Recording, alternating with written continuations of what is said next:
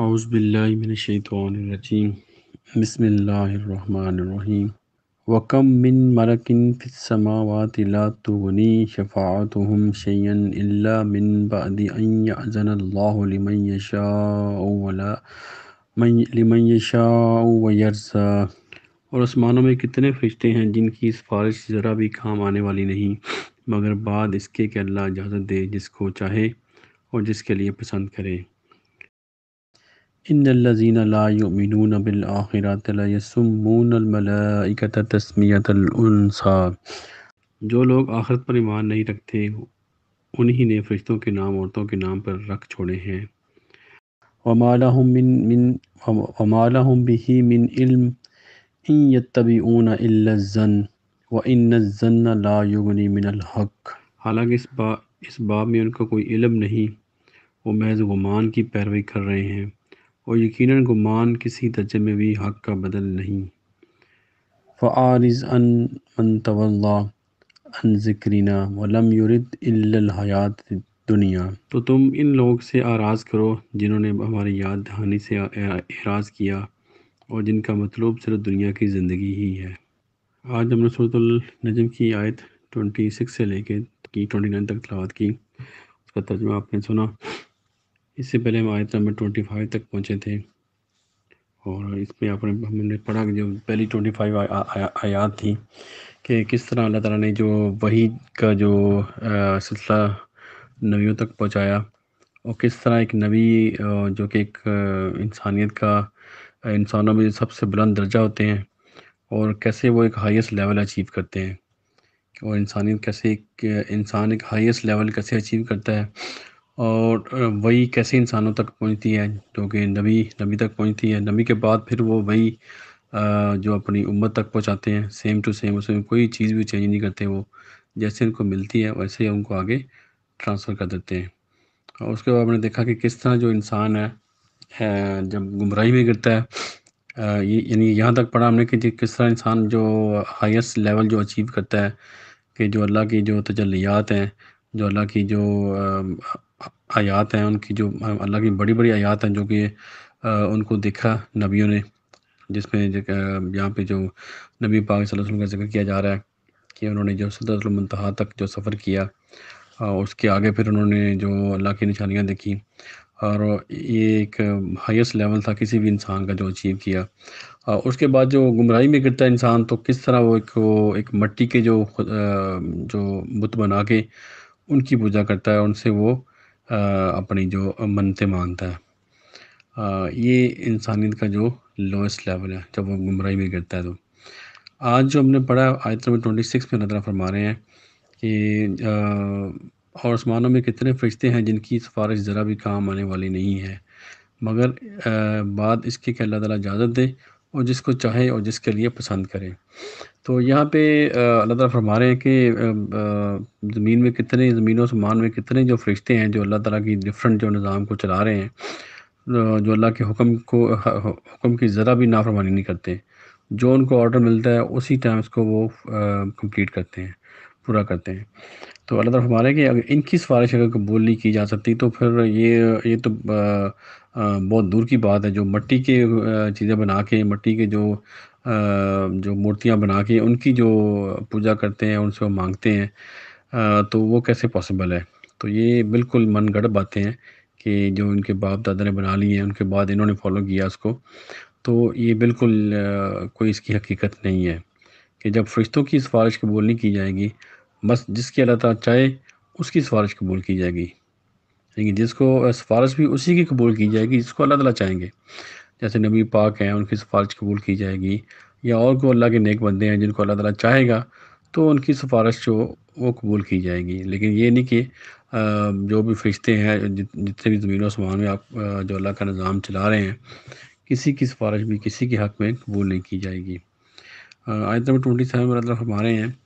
کہ جو لوگ آخرت پر ایمان نہیں رکھتے انہی نے فرشتوں کے نام عورتوں کے نام پر رکھ چھوڑے ہیں، یعنی کہ جو جزا و سزا کے جن کو کوئی یقین نہیں ہے، جن کو کوئی یقین نہیں ہے کہ اچھے اعمال کا کیا رزلٹ ہے، جو اللہ تعالیٰ نے اپنی بک میں بتایا کہ اچھے اعمال کا یہ رزلٹ ہے اور جو برے اعمال کا کیا رزلٹ ہے، تو جو اس باتوں پہ یقین نہیں رکھتے، یعنی کہ آخرت جو کہ بعد میں آنے والی زندگی ہے، تو اس پہ جو یقین نہیں رکھتے، تو وہی لوگ ایسے ہیں جو کہ جو فرشتوں کے نام جو وہ لڑکیوں کے ناموں پہ رکھے، ان کی جو بت بنا کے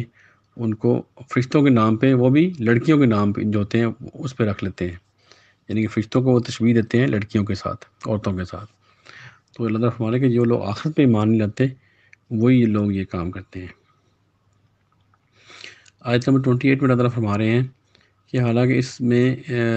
اس کا ان کو کوئی علم نہیں ہے، محض وہ گمان کی پیروی کرتے ہیں، جو ان کے دل میں آ گیا، جو شیطان نے ان کو بھٹکا دیا، یا جو ان کے باپ دادا سے ان کو چلا آ رہا ہے اس کے پیچھے وہ چل رہے ہیں۔ اور گمان، اللہ تعالیٰ فرمانے کہ جو گمان ہے وہ حق کے مقابلے میں کبھی بھی نہیں آ سکتا، بالکل جو حق ہے وہ بالکل واضح ہے، ہر دور میں اور قیامت تک وہ حق ہی رہے گا۔ لیکن جو گمان ہے، جو ظن ہے، جو ہمارے اپنے دل کے خیالات ہیں، وہ حق کے مقابلے میں کبھی نہیں ہو سکتی۔ ہاں یہ ہو سکتا ہے کہ اگر آپ کے دل میں ایسا خیال آ گیا ہے جو کہ حق کے ساتھ میچ کر جائے، وہ الگ بات ہے، لیکن اگر آپ کے جو خیالات ہیں وہ حق کے مقابلے میں بالکل بھی ان کی کوئی اہمیت نہیں ہے، اس کو لازم میچ کرنا چاہیے حق کے ساتھ۔ تو جو حق کیا ہے وہ اللہ کی وحی ہے، اللہ کی کتاب ہے، یہ حق ہے، اور نبی پاک کی جو زندگی ہے وہ حق ہے، جو نبی پاک نے جو زندگی گزاری ہے وہ بالکل انہوں نے قرآن کی جو قوانین ہیں ان کے مطابق ہی گزاری ہے انہوں نے۔ تو اس لیے جو جو اپنے گمان سے نام بنا لیتے ہیں، فرشتوں کے نام وہ رکھ لیتے ہیں مورتیاں بنا کے، تو یہ بالکل حق نہیں ہے۔ حق جو ہے وہی ہے جو اللہ نے اپنی کتاب میں نازل فرمایا۔ حالانکہ ان کے وہی آیت نمبر 29 میں اللہ فرما رہے ہیں تو تم ان لوگوں سے اعراض کرو جنہوں نے ہماری یاد دہانی سے اعراض کیا اور جن کا مطلوب صرف دنیا کی زندگی ہی ہے۔ تو فعارض ان من تولا، تو اس کا مطلب یہ ہے کہ جو جنہوں نے اللہ تعالیٰ کی جو کہہ لیں کہ حق کو دیکھ لیا لیکن اس کے بعد پہچان بھی لیا اس کو، ایسے لوگ بھی ہوتے ہیں، یعنی کہ ایسی کیٹیگری بھی ہے لوگوں کی جو اللہ کی جو حق بات کو انہوں نے دیکھ بھی لیا اپنی آنکھوں سے، اور ان کے دل نے بھی اس کو تسلیم کیا، لیکن پھر بھی انہوں نے ہٹ درمی کی وجہ سے اس سے اعراض کیا، اور جو اپنے جو ظاہری شان و شوکت، جو ان کو کوئی کہہ لے کوئی لیڈر ہو سکتے ہیں یا کوئی سردار ہو سکتے ہیں، وہ اپنی ظاہری شان و شوکت کو بچانے کے لیے انہوں نے پھر وہ اس سے اعراض کیا، ٹھیک ہے، کہ لوگ ان کے بارے میں کیا کہیں گے۔ ان کی بے شمار اگزامپل ملتی ہے ہمیں، جو مکے کے سردار تھے، تو وہ اپنی ضد اور ہٹ درمی کی وجہ سے انہوں نے اسلام کو قبول نہیں کیا، جبکہ وہ قرآن ان کی زبان میں تھا، اور وہ بالکل اس کو انہوں نے صحیح طرح سمجھ لیا تھا، ان کے دل اس کی بات کی گواہی دے رہے تھے، لیکن پھر بھی انہوں نے اس اپنی ہٹ درمی اور ضد کی وجہ سے انہوں نے اس سے اعراض کیا۔ تو اللہ تعالیٰ فرما رہے ہیں کہ تم ان لوگوں سے اعراض کرو جنہوں نے ہماری یاد دہانی سے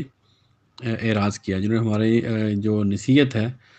جو نصیحت ان کو کی گئی ہے ان سے انہوں نے اعراض کیا، ٹھیک ہے۔ نصیحت کیا ہے؟ وہ اللہ کی کتاب ہے، کہ اللہ کی کتاب جب ان کے سامنے پڑھی گئی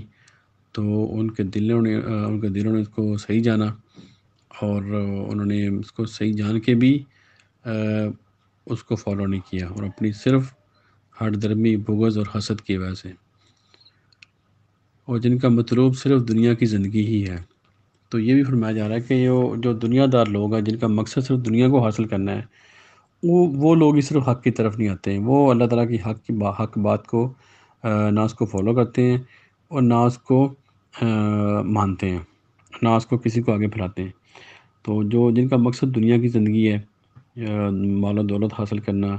شہرت حاصل کرنا، عہدے حاصل کرنا، لیڈرشپ جو ہے، جو لیڈر ہوتے ہیں، تو یہ جو لوگ ہیں، اللہ تعالیٰ فرما رہے ہیں کہ یہ جو لوگ ہیں یہ پھر حق کو ان کو جاننے کے بعد بھی اس سے اعراض کرتے ہیں۔ تو یہ ہمیں نصیحت کی جا رہی ہے کہ آپ ایسے لوگوں کے ساتھ اپنے آپ کو ایسوسیٹ نہ کریں، اپنے آپ کو اٹیچ نہ کریں، ان سے دور رہیں، جن کا مقصد صرف دنیا کی زندگی ہے اور کوئی مقصد ان کے سامنے نہیں ہے۔ تو جن کا کوئی مقصد نہیں ہے، ان کو آپ کہہ سکتے ہیں کہ وہ جانوروں کی زندگی ہے، آپ کہہ سکتے ہیں، جو اللہ تعالیٰ نے قرآن میں فرمایا ہے، بلکہ اس سے بھی جو کم تر زندگی ہے وہ۔ اس سے بھی آپ کہہ لیں کہ لوسٹ لیول ہے، جن کا کوئی مقصد نہیں زندگی میں، صرف دنیا کی زندگی، مال و دولت اکٹھا کرنا۔ مال کمانا مشکل ہے، اس میں کوئی منع نہیں ہے، لیکن اس مال کا پیچھے مقصد کوئی نہیں ہے، وہ صرف اپنی خواہشات کو پورا کر رہے ہیں، اس سے کسی دوسروں کو فائدہ نہیں پہنچا رہے، انسانیت کو فائدہ نہیں پہنچا رہے۔ کتنے لوگ ان کی ارد گرد جو پریشان ہیں، ان کی پریشانیوں کو وہ سولو نہیں کرتے۔ ظاہر ہے اللہ تعالیٰ نے جو دیا ہے ہمیں، ہم سب کو جو ملا ہے کوئی نہ کوئی اللہ تعالیٰ کی نعمتوں میں سے حصہ، اس کا لازم ہمیں اس کو تقسیم کرنا ہے، آگے اس کو ڈیلیور کرنا ہے ہمیں۔